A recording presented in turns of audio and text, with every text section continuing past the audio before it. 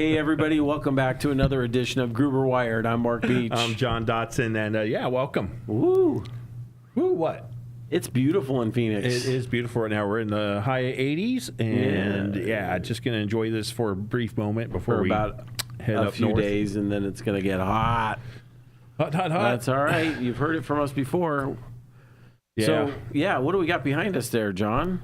That happens to be the main... Well, it's where you drive a ship. Yeah, it's a great picture. Yeah, it's kind of cool, huh? Feel like I'm on something. I know. Right? No comment. So you start, shift back and forth like we're on the ocean there. There we go. But yeah, today's topic, we're going to be talking about shipping and shipping technology, especially that of cargo, correct? Yeah, and that's a good topic for right now, too, because of our little tariff war issue. And yeah, there's a lot going on. And what people don't realize, I think, is probably about 80% of the world's goods, are traded through the use of cargo ships. Yeah, I believe it. It's a massive amount of cargo every day out there on the oceans, just making its way through port to port to port. I'm waiting for my little Star Trek tricorder to make its way across the ocean. Yeah, you ordered one of those, didn't you? Well, I haven't ordered it yet because they don't have them in stock yet. Yeah. But we're waiting. Yeah. They're on their way. Hey, I want to bring something up. It's kind of off topic here for a moment, but I have been getting a lot of requests for plenum patch cords recently. Yeah. And it's kind of unusual in our industry to be using plenum rated as a patch cord. Right. And so digging into this a little bit and talking to the folks out there, surprisingly, what I'm finding out is that there's a lot taking place on changing infrastructures within buildings, okay? But they're not removing the old infrastructure. It's there. They're leaving those patch cords and that cabling in place. Stuff in the walls. Yeah. So, and not just in the walls, what they can. But what they're doing is they're using now plenum patch cables, to help keep that footprint of fire risk and hazardous materials down. Okay. So they're leaving the old infrastructure in and then adding the new infrastructure, but just making sure that it's plenum rated to handle, any sort of fire that might come up so it's not releasing toxins into the air. I've noticed a lot more low smoke, zero halogen stuff too. Yeah. Which is just kind of one step up from the plenum. It is. Yeah. Yeah. And it's the reason it's low smoke zero halogen is more of a European rating. So it comes from overseas. It's here. It is here because I think what we're seeing is with the shift that's taking place out there, we're seeing more companies express interest in the United States, expand, and doing more internal building within the United States. So we're seeing that footprint cross over, the Atlantic and so forth, and come into the United States a little more now. Yeah, pretty prevalent in fiber for me anyway. Yeah, we got some comments there. There's Don Johnson again. I'll find out who you are one of these days. Is it true that John crashed a boat that caused the flood next to the studio? I think I know who Don Johnson is. Yeah, who is it? Right here, behind me. Is that you, Aaron? All this time, is it you? Did you say Jesse? No. It could be Aaron playing some games on us there. Slim Shady, man. We got Highlander up there, too, now. Highlander, welcome back. Waiting for my T-shirts to come across the ocean. I bet you are if you got them from overseas. There's a lot coming over. And then we got the Gruber Motor Company. Sounds like there are code changes underway if plenum cables are making an entry on the other side of the wall plate. That could be true, too. Well, and there's a lot of military applications where, you're on a sub, you're on a boat, they need plenum. Yeah. Yeah. They need plenum rating, and you're probably going to look at some NEMA there as well. Yeah. Don't forget with our subject today, we're talking about the ocean, and transportation. NEMA is a rating that is out there that will specialize on taking a look cable, making sure that it is ready for those hazardous areas. Right. Well, I was showing you a boat cable that I tracked down for a customer. It's like a 8-gauge 3-wire cable. It's pretty thick. But they're building some yachts. Oh, that's cool. And it is pretty neat. So when's my yacht going to be ready? I don't know. I'll ask them.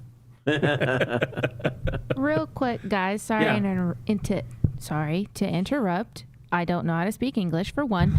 I did just want to say a quick shout out and thank you to Highlander. We had gotten your letter about the bagels. So major thank you to you. We will definitely be enjoying some bagels. Thanks, Highlander. Oh, that's very cool. Thank you, Highlander. Yeah. Yes, Highlander. Awesome. Absolutely. You know, we appreciate those out there that do watch, that do listen, and ask questions. We love to get those questions, and it just helps us out and just helps conversation flow. And if you want to chat with us, you got anything that you have question wise or comments, and it's not during the show, you can always email us at. What is it? Is it Wired? It's it's wired at Gruber.com. Wired Sorry. at Gruber.com. Yep. Highlander says there's 2 gauges of wire. There's a lot more than that. Yeah, I think there's a few more. Maybe for boats. Maybe I don't for know. boats, it could be. I don't know too much about the wiring harnesses on boating and so forth. I've been looking into it, but Yeah. Well, I mean, and honestly, I mean, you got to think of the rating of the jacketing. You know, when I was doing some research on the boat cable itself, all of the different things, including salt, that it has to be impervious to, which is a pretty, good ask. Yeah, it is, and people don't think about it, but I basically grew up on the coast there in Eugene. I grew up in Eugene, Oregon, but we spent a lot of time with my grandparents over in Florence, Oregon. And so I know what it's like, that salt water, and to see the erosion effects on that just on everyday types of materials, vehicles to bridges to, If everything. you drive, in a snowy environment, when they salt the roads, what your car looks like after 4 or 5 years in the undercarriage, with all of that going on. See what we got there. We got an arrow in the way of that. Oh, he's talking about standards. So American wire gauge, and then there's Navy standard gauge. And they're exact opposite in terms of thickness. That's why some terminals crimp terminals to the day. We moved it there. That's why some terminals crimp terminals to the day. We have little anchor. If it has a little anchor on it, then we have 2 numbers, one for Navy gauge and one for American wire gauge. Okay. Oh, see, you learn something new every day. Totally cool. So if they're opposite, does that mean the smaller the number, the smaller the gauge? And on the AWG, it's obviously what we're used to. The bigger the number, the smaller the wire it is itself. Yeah, I don't know if that's reversed or not. I think they go into aught sizes too after, is it 1? I think it goes 1, and then it goes 1/0, 2/0, 3/0. I think after that. Wow. Huh. Those must be huge. Hey, really quick, want to pull up picture number 9 that I gave you there? This is a shout out to our new personal assistant on our team, Noah. Thank you for joining us, but the crew had a little fun since we're talking about some things here. So they made an AI picture of myself as Skipper and Noah as Gilligan. Yes.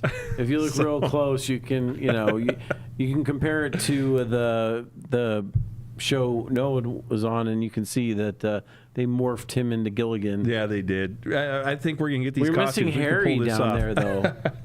You didn't use the picture with Harry in there. I know, but there we go. I had a little fun there. So, hey, Noah, just want to say welcome to the team. We appreciate you and everything that you do. Pete says there, many thanks, Highlander, one of our most loyal fans. Oh, yeah, thank you once again. Highlander says, you're welcome, Pete, and the whole gang. Yeah, we've been missing you, man. It's been a minute. Yeah. Yeah. It's been out there for a little bit. Yeah. So, we're glad you're back in action here. So, yeah, today we're going to talk about primarily technology it's used in shipping, cargo shipping, the docks, the ports, and so forth. Well, you think of the logistics that have to take place because, your little widget gets made in a factory, let's say over in China or Vietnam or Taiwan or wherever, right? Yep. And then it's got to make its way to a container that's got to get it put on a ship. It's got to come across the ocean, got to get taken off the ship. It's got to make its way to a distribution center, and then finally to where it needs to go. Yeah. Hey, Pete says Cat 5 equals 24 gauge wire, and that is correct. Yes. Yeah. We do 26 gauge too, though. It is out there. Yeah. Yep. Yeah, Yeah. Less copper, less expense. Right? Keep the expense down. Yeah, just got to be careful on the length when they're using 26. Yeah. But yeah. So when you think about all that, I mean, back in the days of The Sopranos, something didn't just fall, something could just fall off the dock, right? Yeah. Yeah. But now with IoT and tracking and all that, Not going to happen. things can't get lost that easily. That's why there's all those train robberies now of the Nike shoes. Yes, here in Arizona, we've been having quite a few train robberies recently. Yeah, Google it. It's a real crazy. thing. Yeah, you'd think an old wild west, but no, it's still happening today, and it's especially just more intense. Yeah. I mean, it's amazing what they're doing. That must be the weak link in the chain. Could be. Yeah, so they get on there and steal a bunch of Nike shoes. Right. So let's talk. Let's start with the ports. I know you brought up some information on this. Ports now have everything from automated cranes to automated dispatch. There is one port over in China I was reading here that is fully automated. Yeah. You have very few workers on the autonomous port. vehicles moving, stuff, cranes that automatically pick stuff up. That is you, Noah. Another consideration, patch cables are usually PVC, stranded for flexibility, and building runs are plenum solid. Yes, that is very correct. Yep. That's the typical. That's why I brought it up, because it's a little bit out of the ordinary that I'm getting quite a few of these requests for these plenum patch cables. Right. And, that jacketing is a little bit rigid. Regular regular PVC is stiff too. When you're looking for like cable like this, I think we talked about this before. This is more of like a TPE type of cable where you can spool it and it's soft to the touch and everything. There's lots of options. Yeah. We explored that with the immersion cooling, right? Correct. To see which types of cabling jackets would survive, that kind of stuff.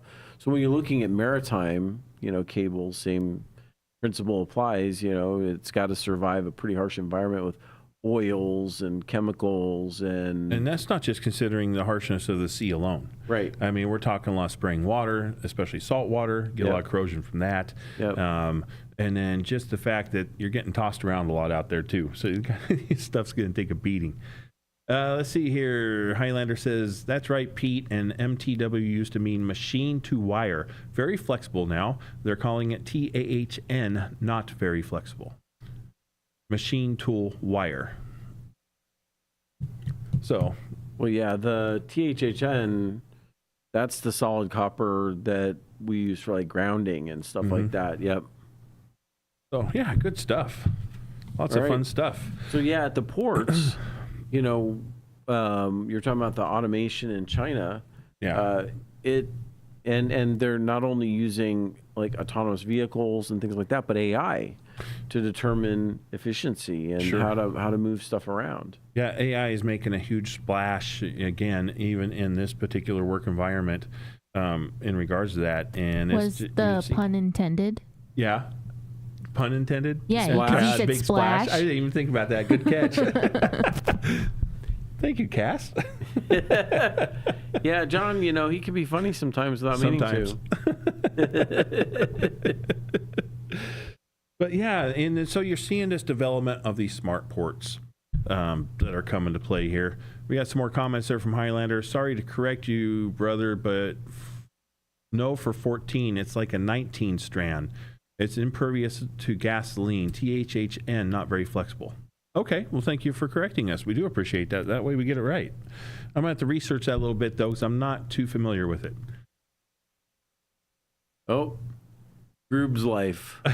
I think that's Noah. It very well could be. Watching a few men's behind, but thanks, John. Glad to be on the team. Hang that picture in the Louvre. Hey, Noah. No, thank you, Noah. We do appreciate you coming aboard and everything you're doing there. And again, no pun intended. Yeah, there you go. Arr, arr, arr. Didn't catch that one, Cass. So, but yeah, the ports themselves are just becoming smart hubs for IoT. Right. which brings everything together, and it really just kind of takes everything to the next level in shipping. Well, it's one way to make sure that your stuff gets from point A to point E, wherever you're bringing it, and by having smart cargo tracking, which can include sensors inside boxes, right? Correct. Yeah. Then you pretty much know where your stuff is all the time. Well, there's a lot of sensors. I mean, they call them smart containers now. Right. And so they have variable sensors in there that do everything from not only track location with GPS, but environmental sensors as well. Right. Let you know how that cargo's sitting, because there's a lot of cargo out there that's, environmentally, unstable in some aspects, I guess you could say. Right. So you need to make sure that those are proper. And be careful with those lithium batteries. Yeah, exactly. There we go. Cool picture, Cass. Thanks. So I think we should show that website. Yeah, we'll get to that here. Okay. One thing I wanted to show really quick, since we're talking about the IoT, can you bring up diagram number 8? So this kind of shows you an IoT integration for smart shipping. You can see there you have your navigation system, fuel systems, condition monitoring, cargo tracking again. You have remote on there. You have analytics, insights, remote monitoring, cybersecurity. We don't think about needing cybersecurity on the high seas, but guess what? You do need that cybersecurity out there. Well, I'm sure it's a floating, WAN, wide area network, right? Sure, it has, it's satellite communication Yeah, it's direct. I mean, yeah, it certainly can. And that's where we're going to go from here to what you were showing. Now, you want to bring up that website for everyone to see, Cass? There is a live maritime website. This is an exciting... This is fun, actually. This is an exciting website. If you want to pan all the way out and show the globe there, this is typically within 15 minutes, real-time location of all ships that are on water throughout the globe. And each ship is designated there in a different way. Green means, I have to look it up. I think green is cargo. I want to say red is oil. I think purple is, what is purple? Is it fishing? I'm not sure if that's a fishing vessel. Could be a personal vessel. Maybe the pink is fishing. But anyway, what this does here is you can actually go, like Cass is showing here, and find an actual ship and click on it, and it will give you the details up to date on that particular ship if they're available. This is flight aware for ships. Yeah. Basically. Pleasure craft. Yeah, that's a Purple is pleasure craft. craft. Okay. So sometimes you get the feed in, sometimes you don't. We had one earlier that showed you might try a different location in the world. But if you ever get a chance, go take a look at this website. Just Google. All I did was just look it up by Maritime Live, and you can find the access point to this. But you can see here, here's a good example. Here's the particular cargo ship. It's got the name of the ship on there, shows you a picture of it, and it shows you, the information, when it left dock, what dock it's going to, when it's expected to, arrive. And I think it's saying the last time this was monitored was 12 minutes ago. I can't read it from here down there on below, but it's 16 minutes ago. 16 minutes ago. So 16 that's minutes pretty up to date. Yeah. I mean, pretty quick for a real-time look here. But I just want to show, if you look at the ports there along North America, say Los Angeles, zoom in there, just to give people an idea. Here's the port of Los Angeles, and see how many ships are sitting there right now. Okay. Now, go across the ocean to China. This just amazes me. Okay. Now, take a look right there. There we are with China. Zoom in on those ports. Yeah. You can see, wow, look at all those ships just sitting there. Yep. I mean, they're in transit, but you don't see a lot of activity coming over at this point in time. And I think what that has to do with right now, like you were stating earlier, the situation we are with tariffs and shipping, that there's been a lot of stuff that's kind of lagging. Right. They'd rather work out a deal, I think, at this point. I think so. Yeah. So, but the really cool thing about this is that we can use this if we have a product coming from overseas and we know what cargo vessel it's going to be on. We can actually log on here and track that product and the progress as it's coming into That's port. very cool. You can even search. Like that's what you're talking about. Yeah. Is that if we know all of the ship information, we can just search for the ship in Sure. particular, and then it'll show us. But you see how a lot of these are green, and we remember that green is the cargo ship. So you're not wrong. They're all just sitting there waiting. They're at all this point. sitting outside. If you look today and you go, wow. And the thing was interesting is I just never realized how many vessels are out there on the globe at any given point in time. Right? I mean, look at that. It just amazes me. I never thought of it in this sense. So, wow. Wonder what color warships are. I don't know. I haven't seen them on there. They're probably not identified on there. So we got some more comments up here. Labor unions are heavily represented in dock worker field. Everyone is nervous about AI dock automation, which is making rapid inroads, cost savings, accuracy, and no strikes. Highlander, finding Metro Toledo Chinese products are being discounted. I would have thought the exact opposite. I would have thought they'd be going up in price. Janie says, wow, that's amazing. Yeah, I mean, the tariffs haven't hit the products that are in stock. It's going to be the replacement stuff. Yeah. And we won't name names, but we've had a few of our suppliers mention tariffs. We quoted this, but it's because of tariffs, it's going to be this. I went through that myself. I ordered some product. Yeah. But then we go, wait a minute. you have it on your shelf. How are you going to charge me the tariff? Yeah. Oh, yeah. yeah. Oh, I forgot. No, we mean in the future. I have already seen those tariffs affect products coming over. Yeah. I've had it with some of my products I'm bringing over for some customers that we're working with. Yeah. So Yeah. they're out there. And we're looking at, I'm working on some MTP cables for MPO for a guy, and there's a website that sells them pretty cheap, but they only have like 25, and the guy needs 750. Oh, wow. Right? And I'm like, yeah, those 25 are going to be cheap, but the other 725 are going to be expensive. Yeah. Right. I mean, it's just the name of the game, right? At this point in time. Yeah. Now, we know that tariffs are coming down for the moment. Right. And the deals are it being drops working. to what, 30%? Correct. Yeah. Yeah. So it's going to be wavy for a while. Right. Right. Yeah. Pun intended. It was intended. Yeah, well, it's to be expected. It but is. So when we're looking at stuff, if we're the originator, and actually shipping something across, I'm pretty sure that we should have the ability to track what we're bringing in, right? Yeah. Yeah. Yeah. So, which is really nice. Like I said, that website, I've used it before when I've known the information on the cargo containers that we're looking for. Yeah.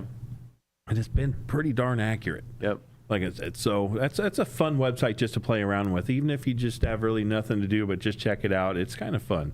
Yeah, my daughter is in logistics, and she used to deal with the ships coming across, but now she handles it once it makes it here, like storage and things like that, and distribution from there. And she said it's just a fascinating world. I imagine that. I mean, this is something that would definitely interest me in a deep dive. Yeah, you could really get into a lot of logistics there, I'm sure. I mean, just think of knowing all the different things about different products and where they come from and how they make it from wherever they started in their little lifespan all the way to your store. Yeah, we don't stop to think about that because we are commodities people. We love our commodities, like this pen, right? I probably would guess this came from overseas somewhere, or in probably the components inside. Yeah. To make this pen that I use every day, right here on the podcast and throughout my work day. But we never think about where it came from, how it originated. All I know is, hey, I purchased the pen. I got the pen. Right. It writes. There's the company that makes the tube that holds the ink. There's the company that makes the ink. There's the milling shop that makes the metal part of it. There's the print that goes on it. There's the little company that makes the little rubber ends that go on it. Yeah, So, it's amazing what we think of in our everyday use. Just like this cabling and the cabling we make, sometimes consumers don't realize, they have somebody come in, they do an install, but they don't realize the work took place. They don't realize that, wow, we had a manufacturing department take components, put them together, then we have to go from there to shipping them, getting them in the right hands, doing an install. It's all a symbiotic relationship that we all share. Well, and one thing that kind of put us on our ear for a little while was COVID, because there's a phrase or a term. It's called just-in-time supply chain management. Sure. So that when something is needed is when it's arriving. So it sits there as little time as possible. And with COVID, especially, that interrupted the supply chain to an extent that it really just made that just-in-time philosophy or strategy go away. Yeah, it disappeared for a moment. That's why we didn't have toilet paper on the shelves and hand sanitizer and people worried about toilet paper now. Our toilet paper is manufactured in the United States. Yeah, we don't get any from overseas, so no worries about toilet paper. No. We got some more comments there. Janie says, Communications Division is so proud of our podcast team. Go, John and Mark. Thank you, Janie. Highlander, go team. John and Mark especially proud that he took a leap to become a local representative.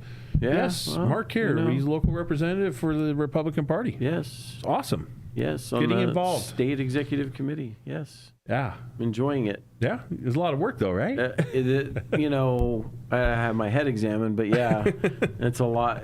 There's a lot to it, but it can be rewarding. Yeah. Meet some great people, some people making a difference.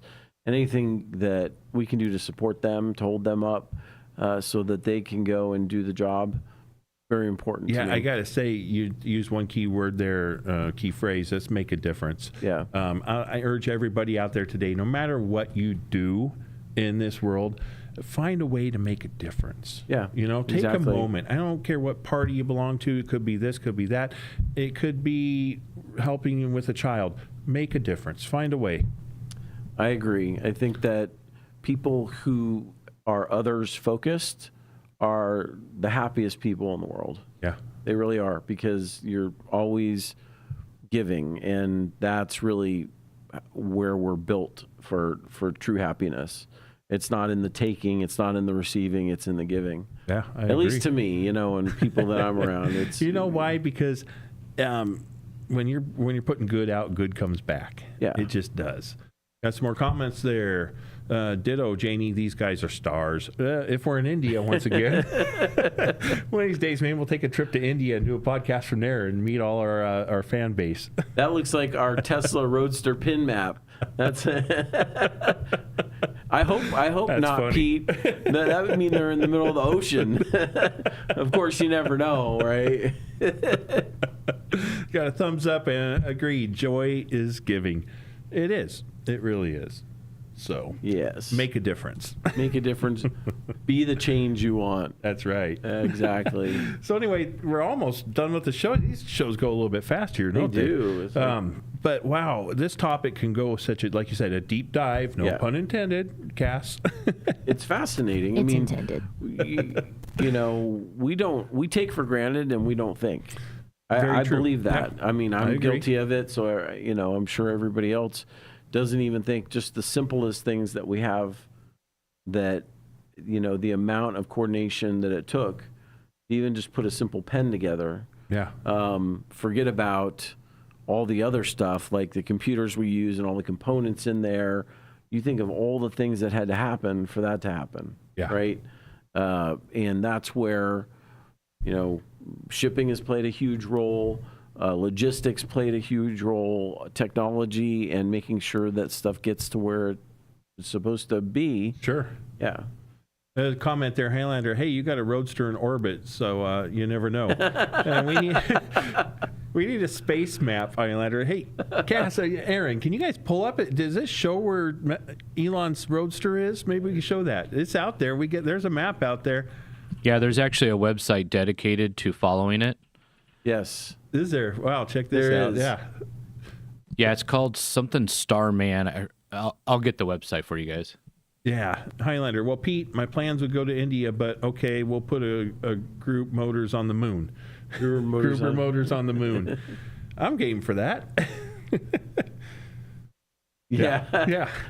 Well, to the moon, Alice. Yeah, and I think I heard recently too that there's actually a stated purpose in monitoring that Roadster out in space. I'm sure there is. I'm sure the thing's full of monitors and sensors giving back some feedback. I mean, before Elon wants to go to Mars, it's probably good to know how our materials are going to work out up there, right? Yeah, I think there's something to whatever they're doing to keep track of it.